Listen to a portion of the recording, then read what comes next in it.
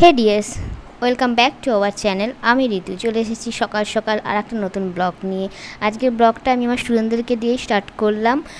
তো আজকে আমার শ্বশুরবাড়িতে যাওয়ার কথা আছে, তো ক্লাস শেষ করে বেরাবো। আমার বর ওদিকে রেডি হয়ে বসে আছে, আমি ক্লাস শেষ করে বাড়ি যেয়ে বেরাবো। তারপরে রেডি হয়ে তো বাবা এবার আমাদেরকে ওখানে ডেকেছে হরিনাম কীর্তন শোনার জন্য। প্রত্যেকবার তো মেদিনীপুরেই থাকি, বলছে এবার তোমরা এখানে এসে দেখো এখানের ওয়েদার, এখানের প্রোগ্রাম ঠিক কীরকম, সবাই এনজয় করো। তো চলো যাওয়া যাক। নতুন জায়গায় নতুন রকম এক্সপেরিমেন্ট করতে তো ভালোই লাগে।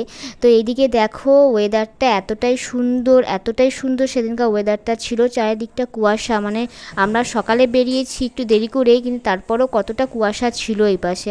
তো আমাকে এই লুকে কীরকম লাগছে তোমরা কিন্তু জানিও আমাকে। সকাল সকাল রেডি হয়ে শাড়ি পরে বেরিয়ে গেছি। এখানে এসে দাঁড়িয়েছি পাঁশকুড়াতে ট্রেন চেঞ্জ করে তারপরে যাব। এদিকে আমি আর আমার বর বসে আছি, রিলস বানাচ্ছিলাম একটু আধটু টুকটাক। তো আমার বরকে বলছি ক্যামেরার দিকে তাকাও। আমার বর ভাবছে আমি রিলসের জন্য শট নিচ্ছি, কিন্তু আদৌ তা নয়, আমি ভিডিও করছিলাম, মানে ব্লকের শট নিচ্ছিলাম। আমার বর ভাবছিল আমি রিলস বানাবো, তার জন্য একটু হেসে দিল আর কি। ও শুধু একটু হাসতে খুব ভালো পারে। যাই হোক, আমাদের ট্রেন আসার টাইম হয়ে গেছে। এই দেখো আমার বর ছুটে ছুটে ট্রেন ধরছে। যাই হোক, প্রচণ্ড ভিড় ছিল। ভিড়ের শেষে ট্রেনে সিট পেয়েছি, মানে নামার মুহূর্তে সিট পেয়েছি আর কি। প্রথম থেকে সিট ছিল না, আমি পেয়েছি। আমার বর তো দাঁড়িয়েই এলো। তো লাস্টের দিকে সিট পেয়েছি। এই যে চা এসছে, আমার বর অনেকক্ষণ ধরে চা খায়নি, বলছে চা খাবো, তুমি খাবে? আমি বলছি না, আমি অলরেডি একবার খেয়েছি, বারবার চা খাবো না। আমার বরের খুব চায়ের নেশা। তো যাই হোক, ও চা খাচ্ছে। আমি বলছি ঠিক আছে তুমি চা খাও, আমি একটুখানি ব্লগ করি। তো ব্লগ করতে করতে আমার বর বলছে আবার, এই দেখো দেখে দাঁত কেলিয়ে দিল।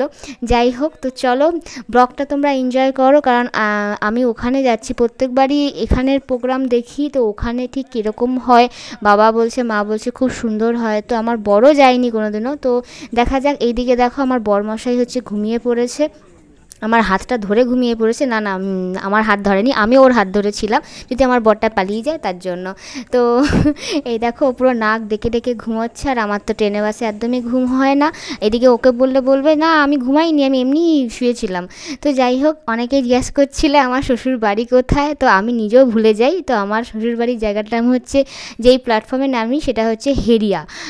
তো যাই হোক, আমি নিজেও ভুলে যাই, ওর জন্য আমি লেখাটা শর্ট নিচ্ছিলাম যাতে নিজে মনে রাখার জন্য। সবাই জিজ্ঞাসা করে শ্বশুরবাড়ি কোথায়, আমি ভুলে যাই। যাই হোক, আমরা এখন আমাদের নামার টাইম হয়ে গেছে, নেমে যাই।